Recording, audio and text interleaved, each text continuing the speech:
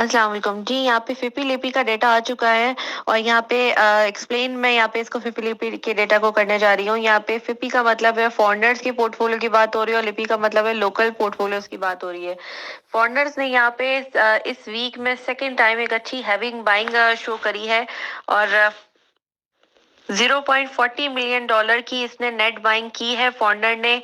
और जो major sector है इसके बाइंग के वो बैंक्स हैं, एक्सप्लोरेशन और प्रोडक्शन का है जिसमें पीपीएल ओजीडीसी आ जाता है। उसके बाद ओएमसी का सेक्टर है, उसके बाद पावर का सेक्टर है। इसमें एक अच्छी बाइंग देखने को मिली है। सीमेंट में बहुत अच्छी एक बाइंग देखने को मिली है जिसमें मैपल लीफ आ जाता है, जीजीकेसी आ जाता है, पोनियर सीमेंट आ जाता है और चिराट सीमेंट आ जाता है। 0.22 मिलियन डॉलर की हैवी बाइंग की है सीमेंट में फॉरेनर्स ने। और यहाँ पे टेक्नोलॉजी सेक्टर में 0.24 मिलियन डॉलर की सेलिंग की है फॉरेनर्स ने जिसमें टीआरजी, एवीएन, नेटसोल आ जाता है जिसकी परफॉर्मेंस आज हम मार्केट में देख चुके हैं। अब रही बात यहाँ पे इंडिविजुअल की, तो इंडिविजुअल ने यहाँ पे 50.14 मिलियन डॉलर्स की बाइंग की है और 49.49 की सेलिंग की है। मतलब यहाँ पे 0.65 मिलियन डॉलर की ऑलमोस्ट नेट बाइंग हुई।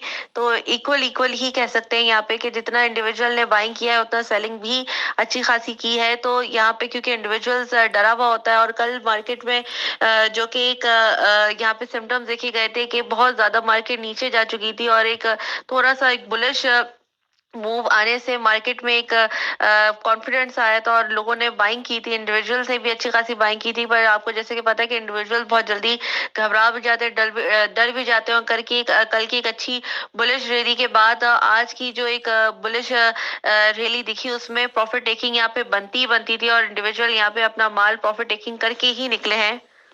यहाँ पे इंडिविजुअल ने 0.62 मिलियन डॉलर्स की बाइंग की है और इसमें जैसे पीपीएल ओजीडीसी आते हैं एक्सप्लोरेशन और प्रोडक्शन के सेक्टर में। यहाँ पे 0.32 मिलियन डॉलर्स की सेलिंग की है ओएमसी में, ऑयल मार्केटिंग कंपनीज में इंडिविजुअल्स वालों ने। यहाँ पे इंडिविजुअल्स ने सेलिंग की है 0.27 मिलियन डॉलर्स की सीमेंट में।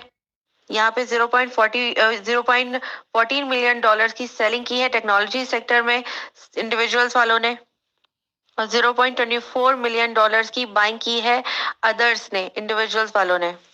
बात आ जाती है यहाँ पे कंपनीज की, तो कंपनी ने यहाँ पे आज सेलिंग की है, नेट सेलिंग की है 2.02 मिलियन डॉलर्स की।